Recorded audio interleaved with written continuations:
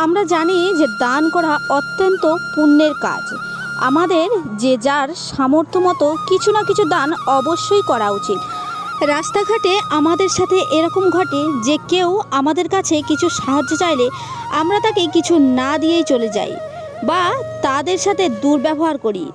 আবার অনেক সময় এরকমও হয় যে আমরা বুঝতে পারি এই ব্যক্তি মিথ্যা ভিক্ষুক সেজে ভিক্ষা চাইছে, যে কারণে আমরা অনেক সময় ভিক্ষা দিই না বা সাহায্য করি না। কিন্তু আপনি কি জানেন আমাদের সমাজে এমন একজন মানুষ আছেন যাকে না চাইতেও সাহায্য করতে হয়? এই কথা আমি বলছি না, এ কথা বলছেন স্বয়ং ভগবান শ্রীকৃষ্ণ।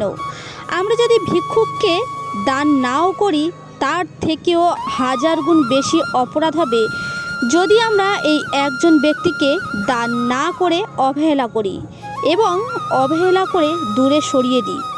এই ব্যক্তিকে আমরা যদি দান করি তাহলে এতে পুণ্য হবে হাজারো গুণ বেশি, কারণ এই দানে স্বয়ং ভগবান শ্রীকৃষ্ণ খুশি হন।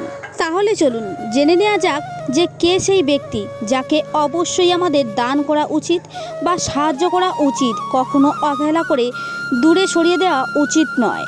শাস্ত্রে বলা হয়েছে দানের ফল পরকালে বর্তায়, অর্থাৎ আপনি এখন দান করবেন সেটা আপনি পরকালে গিয়ে তার ফল পাবেন। আমরা অনেক সময় ভিক্ষুককে দেখা মাত্রই দান করে থাকি। কিছু ক্ষেত্রে ভিক্ষুকদের পিছনে কাজ করে থাকে এক প্রতারক চক্র, তখন সেই দান নিষ্ফল হয়। আমরা অনেক সময় পথের ধারে বা রাস্তার আশেপাশে নোংরা পোশাক পরা এমন কিছু মানুষকে দেখতে পাই যারা নিজের ভালো মন্দ নিজেরাই বোঝে না। যারা খিদে পেলে নোংরা আবর্জনা হাতড়ে খাবারের খোঁজে তাদেরকে আমরা মানসিক ভারসাম্যহীন বলে চলি। আবার অনেকে এদেরকে পাগল বলে ডাকে।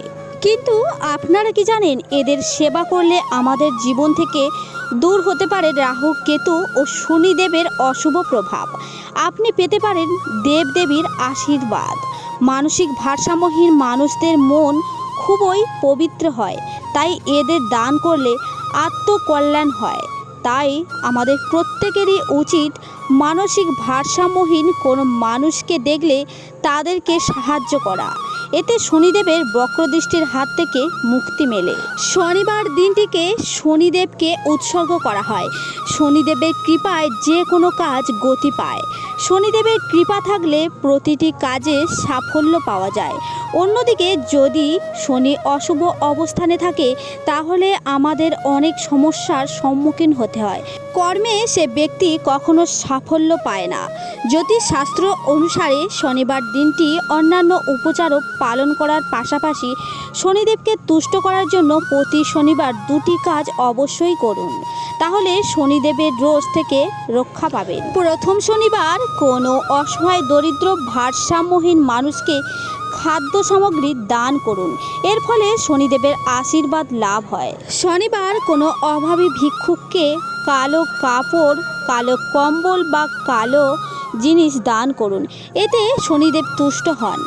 শনিদেব সর্বদা তাদের উপরে প্রসন্ন থাকেন যারা এমন মানুষদের সেবা করে। আপনার জীবনে রাহু কেতু কোনো অশুভ অবস্থানে থাকলে মানসিক ভারসাম্যহীন মানুষের সেবা করলে সেই সমস্যার সমাধান হবে। চন্দ্রজনিত দোষও কেটে যাবে। শুক্রবার মা লক্ষ্মী ও বিষ্ণু ভগবানের পূজা করলে পূজার ভোগ সাধ্যমতো মানসিক ভারসাম্যহীন ভিক্ষুকদের দান করুন, তাহলে মা লক্ষ্মীর আশীর্বাদে অর্থ সংকট দূর হয়ে যাবে, কেটে যাবে আপনার দুঃখ ও দারিদ্র্য। প্রতিদিন মানসিক ভারসাম্যহীন মানুষদের সেবা করলে মা অন্নপূর্ণার আশীর্বাদে সেই বাড়িতে অন্নের কোনো অভাব হয় না। তবে মানসিক ভারসাম্যহীন মানুষদের সঙ্গে কখনো খারাপ ব্যবহার করা উচিত নয়। এতে আপনার জীবনে পড়তে পারে অশুভ প্রভাব, দেখা দিতে পারে অভাব অনটন। শ্রীমদ্ ভগবদ গীতার 17 নম্বর অধ্যায়ের দান সম্পর্কে ভগবান শ্রীকৃষ্ণ বলেছেন, পুণ্যস্থানে শুভ সময় উপযুক্ত পাত্রে কোনো রকম ফলের আশা না করে কর্তব্য মনে করে যে দান করা হয় তাকে সাত্ত্বিক দান বলা হয়। অনিচ্ছা সত্ত্বে ফল লাভের উদ্দেশ্যে দান করা হয় তাকে রাজসিক দান বলা হয়। এবং সৎকার রহিত তিরস্কার পূর্বক অশুচি স্থানে অসময়ে কুপাত্রে দান করা হয় তাকে তামসিক দান বলে। এই 3 ধরনের দানের মধ্যে সাত্ত্বিক দান সব থেকেই ভালো। এমন দানই মানুষ খুব সহজেই মৃত্যুর পরে বৈতরণী নদী পার হয়ে যায়। তাই এই মানসিক ভারসাম্যহীন মানুষকে যে ভোজন করায় তার পাপ নষ্ট হয়।